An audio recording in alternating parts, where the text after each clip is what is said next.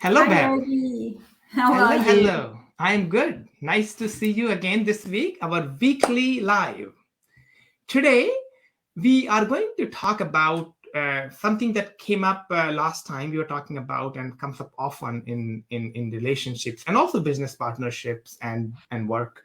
When to stay and when to leave.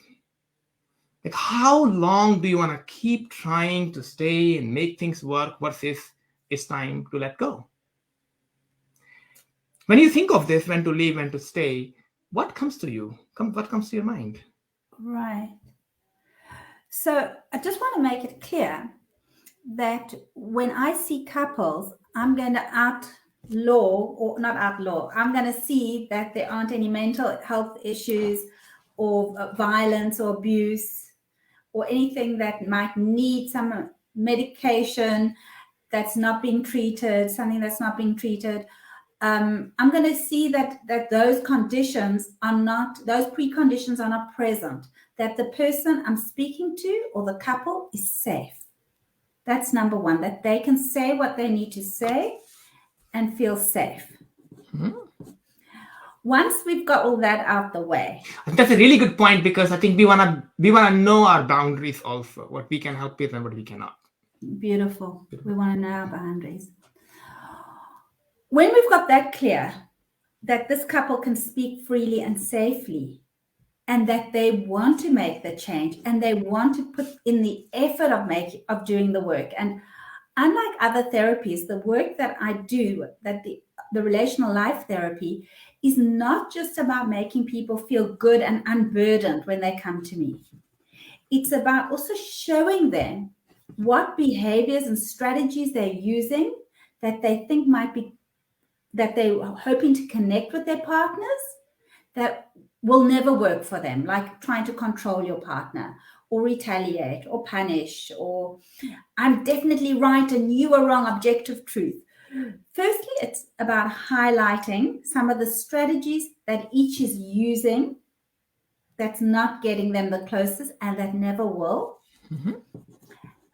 And I'll come back at the end to what I really want people to take away when they have to make, when they want to make that decision. What comes up for you in your practice?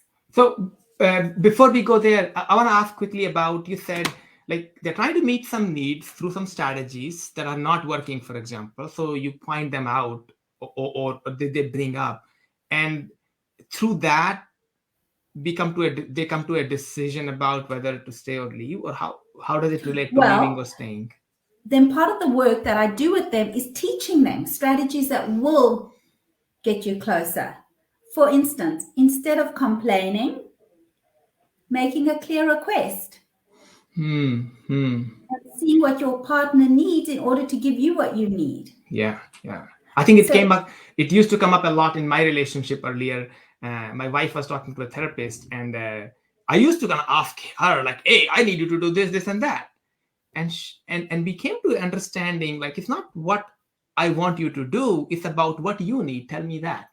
What I need to do, right. I'll figure it out. So it's a bit, as you And said, that's making very a request. beautiful what you're saying, because repair, we think of very much, repair is a two-way street. I'm going to tell you what's upsetting me, you tell me what's upsetting you, but that is not the case. Repair is when I see that you're hurt. What can I do to make it better now? Hmm. Well, you never did. I can't fix the past. What can I give you now that will make you feel better? Hmm. Beautiful. And when you've tried and you've honestly worked with a coach or a therapist for 3 or 4 months, you've committed, then we can reassess the situation.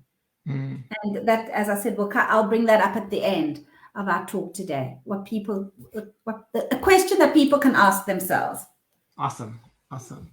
Um, Speaking of me, what comes up for me and in my practice is a lot of time people like a decision to stay or leave or continue or not continue is a very emotional decision, and Hmm. people try to make it in a very logical way. Let's put a spreadsheet on and this and that, and it's really hard to compare two things. Oh, this person keeps getting angry at me, and they care for my parents. How do you compare these two? This is not one-on-one I comparison. love And that. it's hard to really compare on a spreadsheet because there are no numbers. And then people end up making a knee-jerk decision anyway because the spreadsheet becomes too big and too much stuff to deal with. Right. So what really helps, at least in what I've gone through and some people I work with gone through, is there is a book called "Too Good to Stay Too Bad to Stay Too Good to Stay Too Bad to Leave." One of those. We can post it in the comment, that exact Yes, title. let's. But it's about how to. There are some deal breakers. If any of them is present in the relationship, that's not good. If, for example, there's physical violence, I mean, it can be any good relationship afterwards. It's not good. And you come up with what the deal breakers are. And if they are not met, then, or one of them is, was the relationship ever good? If it's never been good, then most likely it won't be good in the future either. So things like that. And I think there's a very different way of making the decision, not through spreadsheet, not through numbers, but about really having what you need. Are your needs being met? And if not met, is there a potential they will be met? Right. That way to think about it. That really helps. Does it make sense?